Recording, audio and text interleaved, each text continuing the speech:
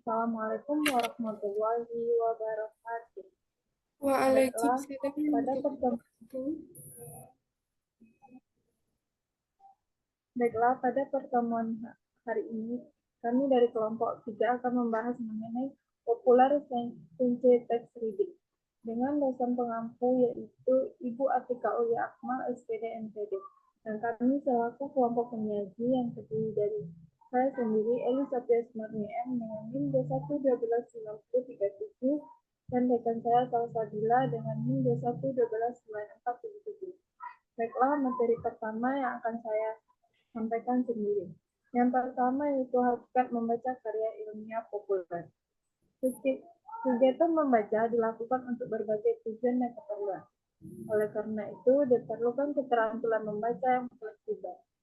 Membaca fleksibel adalah membaca yang pandai memilih dan menerapkan strategi baca yang tepat dalam menghadapi bahan bacaan. Dalam Anthony Benson dan Rafael dalam Mulyadi tahun 2019 mendefinisikan beberapa tentang membaca.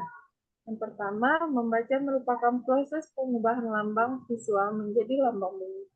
Yang kedua, membaca merupakan suatu proses decoding, yaitu mengubah kode-kode atau lambang verbal yang berupa rangkaian huruf menjadi bunyi bahasa yang dipahami.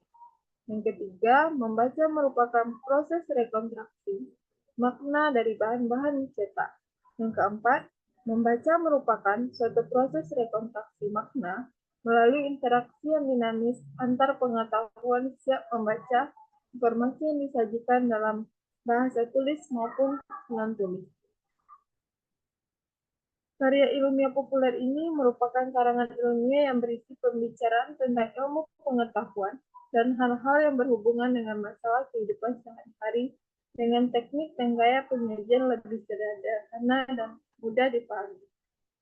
Selanjutnya ada macam-macam karya ilmiah populer.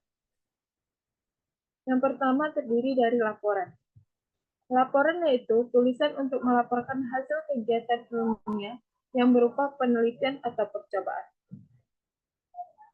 Yang kedua yaitu skripsi.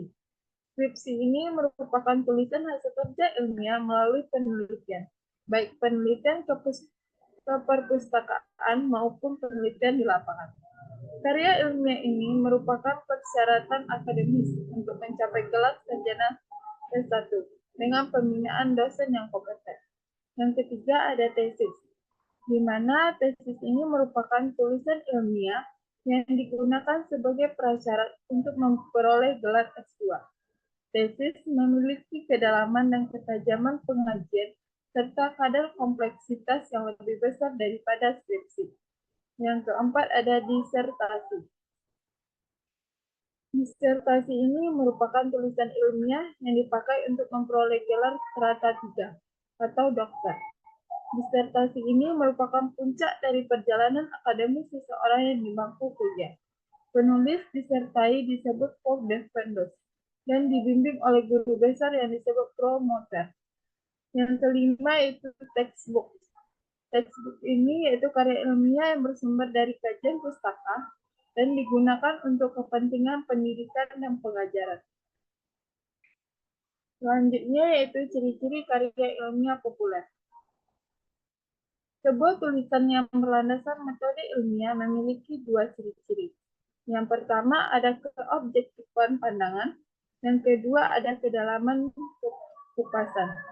Ciri-ciri keobjektifan ini terdiri dari tiga. Yang pertama berisi fakta empiris yang telah diuji. Yang kedua tidak subjektif. Yang ketiga tidak mengandung unsur spekulatif. Sedangkan ciri-ciri kedalamannya, yang pertama memperlihatkan kajian nalar dan bersifat empiris. Yang kedua mampu menjelaskan mengapa dan bagaimana sesuatu itu terjadi. Yang ketiga bahasa tidak menyimpang dari pokok bahasa. Setelah penyampaian materi dari saya, selanjutnya penyampaian materi berikutnya kepada rekan saya Salsabila. Kepada Salsabila dipersilakan. Baik, terima kasih moderator. Di sini saya Salsabila akan melanjutkan untuk materi bentuk tulisan ilmiah populer. Bentuk tulisan ilmiah populer ini sangat berkaitan dengan sasaran konsumennya. Ada 3 bentuk tulisan ilmiah populer. Yang pertama, yaitu deskriptif naratif, yaitu sajian tulisan lebih ditujukan pendeskripsi fakta, sehingga kupasannya tidak terlalu mendalam. Yang kedua, yaitu deskriptif expository, yaitu sajian tulisan di mana kupasan tulisan lebih mendalam karena tidak hanya mendeskripsikan sesuatu, tetapi juga penggantian sesuatu. Dan last, deskriptif argumentatif, yaitu sajian tulisan yang tidak hanya mendeskripsikan dan menggali sesuatu, tetapi juga pemecahan masalah. Next.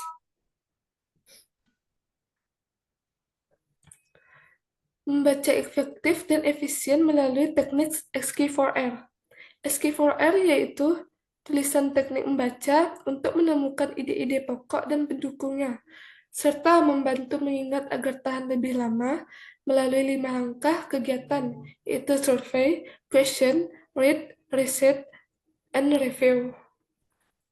Next.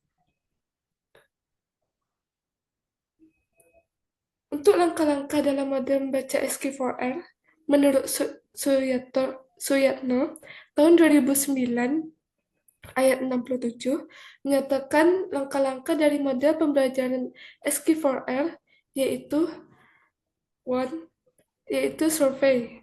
Survei ini merupakan diperlukan sesuatu yang dapat membantu untuk mendorong siswa memeriksa atau meneliti secara singkat seluruh struktur teks. 2. Question.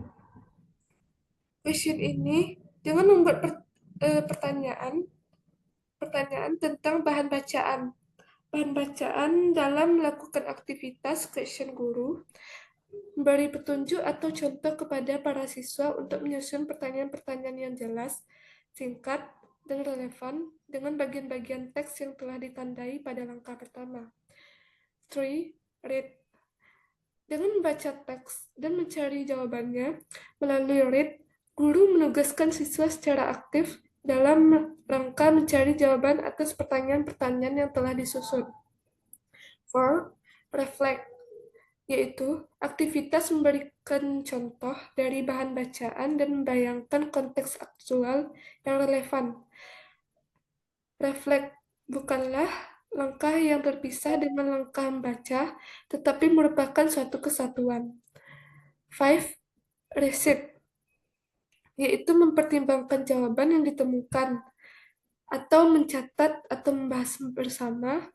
Melalui langkah riset, guru menugaskan siswa untuk menyebutkan jawaban-jawaban atas pertanyaan yang telah disusun. Next. And last, review. Review merupakan cara meninjau ulang keseluruhan. Pada langkah ini, guru menugaskan siswa untuk meninjau ulang seluruh pertanyaan dan jawaban secara singkat. Baik, sekian pembacaan materi dari saya. Saya kembalikan kepada moderator.